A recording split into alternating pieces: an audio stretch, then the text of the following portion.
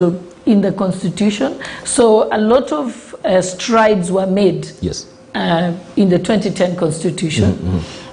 I remember that Kibaki also about being very keen on the Constitution. And I think at that time, when I was at the Electoral Commission, President Uhuru was the Minister of Finance. And we needed 10 billion shillings to be able to fund the referendum committees, the ones who were in the no campaign. And I remember Kibaki was very keen about it because he said, if the government is pushing for the yes campaign, if we don't fund the no campaign team, then this constitution will not be legitimate. And then with that advice, we went to see, I did see Uhuru Kenyatta, and he actually approved the 10 billion shillings, but also because, President Kibaki was keen on it. So that's also something that's impressive. So, and then now we had an opportunity after the new constitution in this new government to fully implement the constitution that deals with, has already dealt with the gender issue. It's just that we have failed to implement the constitution. So actually, I can say there was growth at Moi's time, there was growth under Kibaki. We have failed on this one because we already have a constitution that gives us the solution. We just have failed to implement the constitution. And even saying this, Debal, about President Kibaki, God rest his soul, is, I mean, I've just read page 3 of the Standard. I think it's Stevens Mwendo has written the story. And I think it's fascinating. It's something I'd forgotten about. I've just read it now. He says there were songs praising Moi and songs praising Jomo Kenyatta. But he says there were no songs in praise of Mwai Kibaki. Mwai Kibaki never invited choirs to come to State House to sing his praises. If you remember the days of Tawala Kenya, Tawala, you know, that ended with Kibaki. Kibaki never had a symbol of power, you know. Jomo Kenyatta had a fly whisk. President Moi had a rungu. Kibaki didn't carry any of those power issues. And I still remember, I forget the name of the book, but there was a book written by an international journalist, and he said, this is the description of an African president. He says, they carry something like a fly whisk or a rungu. Every hospital, every road, every university is named after them. He says that songs are composed, you know, so he basically gave a description, and that was before Kibaki became president. So I remember saying, I think that guy should rewrite his book, because, I mean, Kibaki broke ranks on that one and changed the narrative of African presidents. I remember during Moi's time we had the Presidential Music Commission, and I mean, it was a big issue. It's still there. It's still there. It's still there. But choirs in praise of a president doesn't happen anymore. But it also tells you Kenya has moved. We've become a more democratic nation. We actually are more governance structures that are important. So it was a singing in praise of a president and so on, was almost the African dictatorship narrative that was there. And it was Mwai Kibaki who changed that. We never saw him wear military fatigues and walk around. As I mentioned earlier, you know, when and you know and just listening to this and looking at his story and his age, in my culture, when somebody at his age passes on, we have a different word for it. We don't say the person died. We say like they went to rest or they transited. So in my culture, I would say Mosin Gugo, you know, he's gone to sleep. The grandfather has gone to sleep because, and so their funeral normally is a celebration of their achievements and the legacy they left behind. And So just looking about the story, what I've heard from my other panelists here about Kibaki, it's true. It's a true legacy of a man who has rested after serving his full donation and purpose on earth. Indeed. A president that's very humble, almost self-effacing, that didn't want to really project himself as a dictator or domineering or, predominantly on every occasion that every attention is on President Mwai Kibaki. And even as I mentioned earlier, for Thika Road now, if it was not for him, it would have been the Mwai Kibaki Road. Yes, but he said, no, hii barabara inaenda wapi? Kama inaenda huko Thika, but iite Thika. President Kibaki was a true economist. Those who are his friends in Madaiga used to give stories of a man who you could not hang around with in the hope that he will settle your bills. He trained people to budget for their coin. Just I'm sorry. Let me just butt in Congo Morgan, because I can see also of course, the carriage bearing the casket of President Mwai Kibaki has arrived in Parliament, and we can see the military pallbearers there now trying to get it from the carriage into Parliament. This has gone all the way from the Lee Funeral Home, where it started this morning, if you're just joining us, and now the casket is getting into Parliament. The military pallbearers are there. Some of the top military officers who are now giving also their last respect to the third commander-in-chief.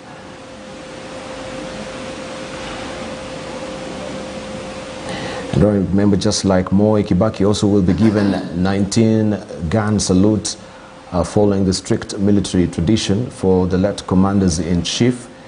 If he died in power right now, that will have been 21 gun salutes as well. Kenyatta, having died while in office, had a 21 gun salute. His body lay in state for 10 days, and the national mourning lasted a month. All right, so his body will be laying in state for 3 days, and then we'll have state requiem mass at the National Stadium. This live pictures for you from the presence of Parliament right now. Remember, the only officials entitled to a state funeral and lie in state are the president, a former president, also a president-elect, or any other person designated by the president. And so Uhuru today will be leading the nation in paying last respects to the former head of state and Parliament, where Kenyans will have the opportunity to pay homage to the former president. As we see, the cortege there is draped in the national flag. It left Lee Funeral Home in the company of Kibaki's family, and it's necked its way through Valley Road, Kenyatta Avenue, and now it's within the presence of Parliament. And we'll see a military guard being mounted before the cortege is ushered to Parliament, as you can see right now. The head of state is expected to arrive at Parliament buildings at around 10 a.m. for the state function. And after 3 days of lying in state, the gun carriage and funeral procession will on Friday make its way to the Nyayo Stadium, where a national interdenominational memorial service will be conducted to allow more Kenyans participate in celebrating Kibaki. Also, Interior Cabinet Secretary Fred Matiang'i has already declared Friday a public holiday. Remember also, he'll be laid to rest on Saturday, April the 30th, 2022 at his Othaya home. Let's just listen in, then we shall also hear from our reporters on the ground.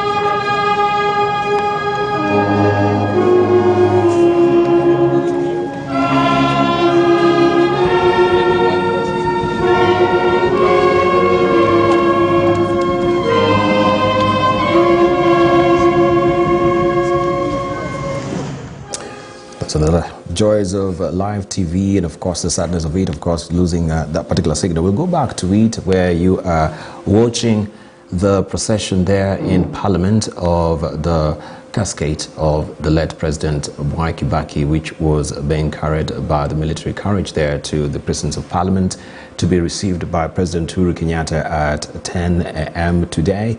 And of course also the military according their third commander-in-chief last respect, I should say,